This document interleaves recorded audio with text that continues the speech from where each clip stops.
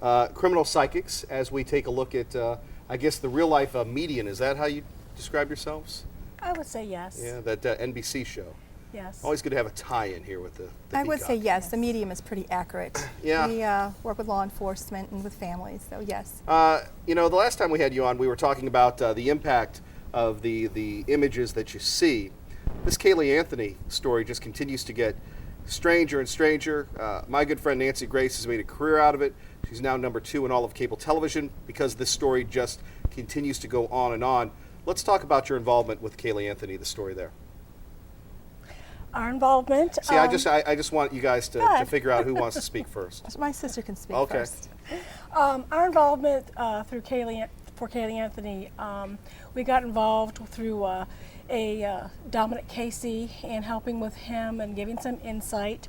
And that was in October and November 2008. And some information was given to the authorities. And you roll a few months down the road, and we actually hit, pay dirt. We found her. Pay dirt indeed. Let's quote the Enquirer story.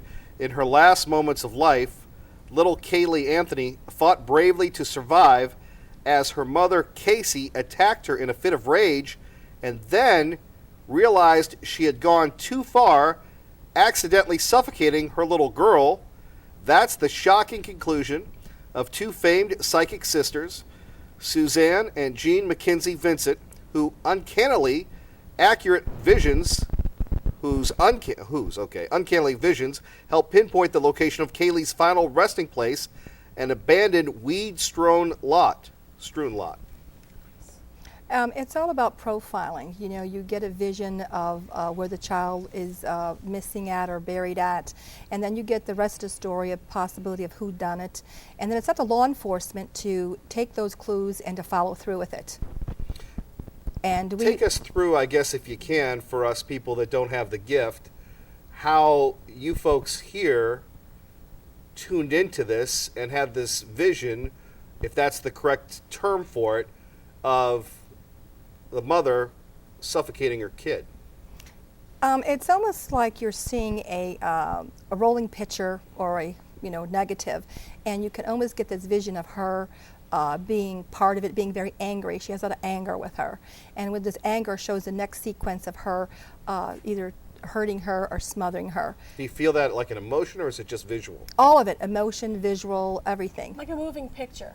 And a lot of times if her and I get the same feeling or vibe on something, that's pretty much, it happened like this. We both agreed on that. Casey wanted to go out that night and wanted to go see her boyfriend. And little Kaylee, was being a 2.5-year-old and acted up, and it was like, be quiet, I want to go do something, and Grandma's tired of taking care of you. And just be quiet. I don't think she did it on purpose. I think it was accidental, and one thing led to another. Just trying to quiet her, and then, it was like... Go from that, though, to dumping the body. Well, she had a lot of anger in her because she had been fighting with her mother the previous week. We had picked up on that, and that had come out that Cindy and Casey had been fighting, and basically take responsibility, and you get these vibrations. But when people ask us questions, usually it's about a missing person, or it's about, where somebody's at. And we start getting visions of if they're dead or alive. Then we start seeing scenes in our head and visions, and then we try to put a location to it. Like if they say it's, Florida, then if you feel it's near the house where maybe they buried the child, is it something that, a place that the suspect maybe went to and had cigarettes or buried her gerbils or her animals. And then it's basically investigative work, and it's intuition and psychic ability and visions. Well, let's talk more about, according to you two in this Enquirer article, Casey and Kaylee and their struggle here. We'll talk about that next. Also, we'll take your phone calls here at 412-333-PCNC. Much, much more with the Vincent Sisters next.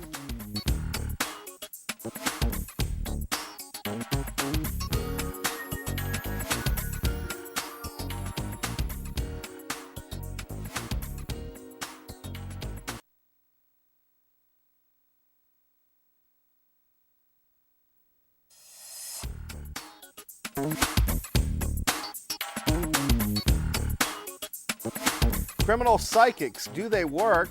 Well, in the case of Caylee Anthony, big news courtesy of the National Enquirer, with us, the Vincent sisters, who are part of this big article that we've talked about. And I haven't really shared a lot of it with you. Let me go over this from the National Enquirer. Again, this story continues to shock and mortify concerning the death, first the disappearance and now the death of Caylee Anthony. Her mother, Casey, is being held. The Pittsburgh-based psychics even predicted accurately that the body would be found inside a black plastic bag along with a blanket. The story continues. Now the sisters have shared with investigators and the Enquirer their chilling visions of the scene where Caylee died, and both agree that Casey did not act alone. Quote, Casey was packing to visit a boyfriend, Suzanne told the Enquirer. Quote, she was in the bedroom of her parents' house with Caylee, who was throwing a fit, not wanting her mother to leave. We believe Casey had been giving her something, cough syrup perhaps, to sedate her, but it wasn't working. Finally, Casey snapped. In a rage, she puts her hand over Caylee's mouth. When that doesn't shut her up, she covers her mouth either with duct tape, later found on the body, or with a pillow. Suddenly, she realizes that Caylee is not moving. She checks. Caylee is dead. She panics. She puts Caylee in a laundry bag and puts that bag in a plastic bag, which she places in the car's trunk. Wow. That's correct. That's the visions that we feel was little Caylee's last moments.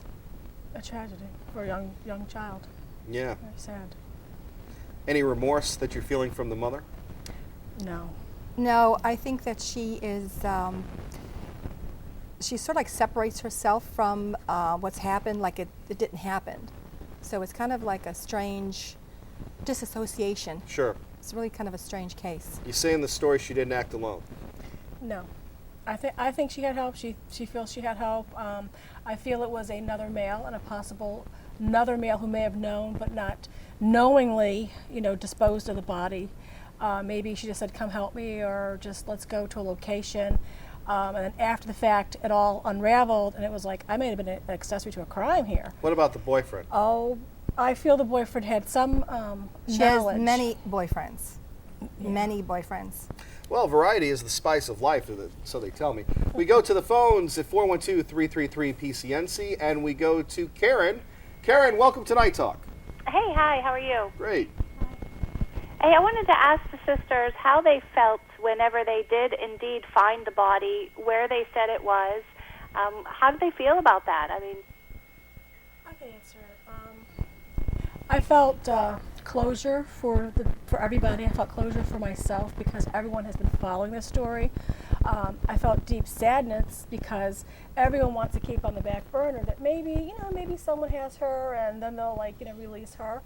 But definitely sad, and definitely now we have closure, and now we need to make that person accountable. Kaylee's became everyone's little girl, and it felt like it was, I have two girls, I felt like it was one of my girls. Apparently said Casey was everybody's little girl, too. Yeah, Casey was everybody's girl, too. Yeah. Wow.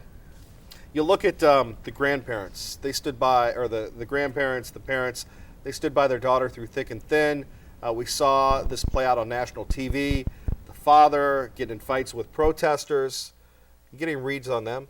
He's a little hot-tempered, so the apple doesn't fall far from Now, the wait a tree. minute. I could have said that. I don't think he believes his daughter did it. I think he believes someone else took her. But now I think his reality is checking in with him. He's starting to look at his daughter like, I actually have a child that committed murder and killed my beloved grandchild. I think that is inner turmoil and pain for him to have a reality check. I mean, a nice, normal family, and what did I do wrong? What did Mom do wrong? And our daughter is killing our beloved grandchild. Let's go back to the final moments of Kaylee. Can you share that with us? Fear, pain? I feel it was a lot of fear, a lot of pain, unable to breathe, struggling for air. And It's a beautiful little girl here. the person that did this to this little girl has no remorse. Yeah. The person has no feelings. It was just anger. Things got carried away, went too far. Anytime you put something over a child's mouth, the intent there is they could smother or they could choke and not breathe anymore. And then the mother doing this, not a stranger. No, the mother did this. Her Right. whole motivation was the little girl was acting up, 2.5-year-old, playing around. Her intent was to go see her boyfriend. But you go back to the vision you got about the girl, I mean, how she died.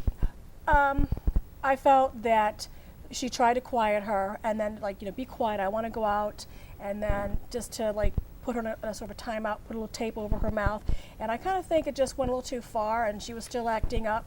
And to quiet her, to scare her briefly, she put the pillow over her head. But if you could only hold your breath a minute and 40 seconds, you go longer than a minute and 40 seconds, you have trauma. Heck, I can't hold my breath 4 seconds. Much, much more with the Vincent Sisters next, right here on Night Talk. Stay tuned, everybody.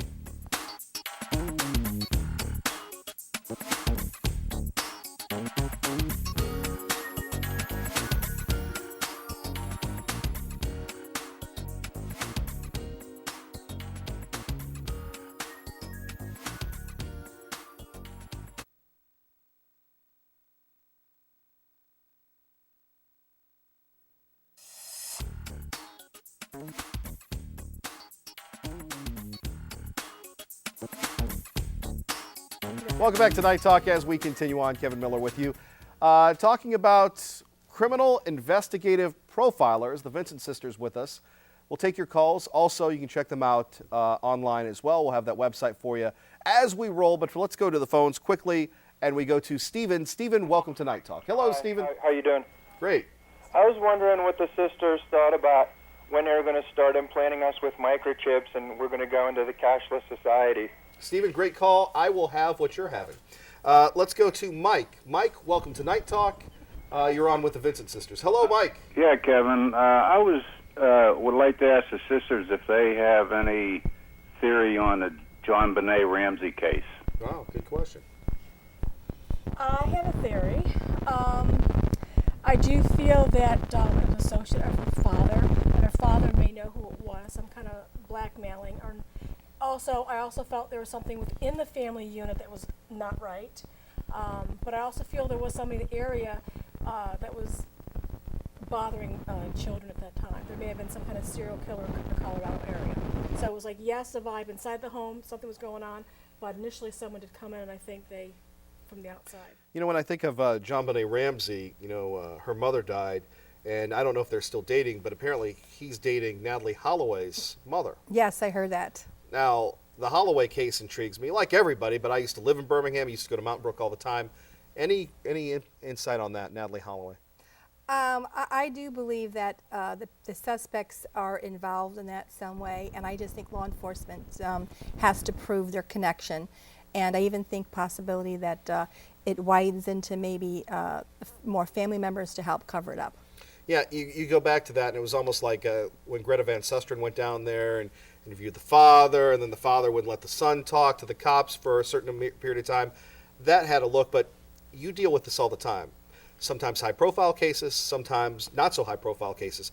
When you're talking about a mom lost her daughter, that's tough. Very sad, very tough. I think the father is in power and is able to cover up, and he knows the right connections, and that's why the boy's not being accountable.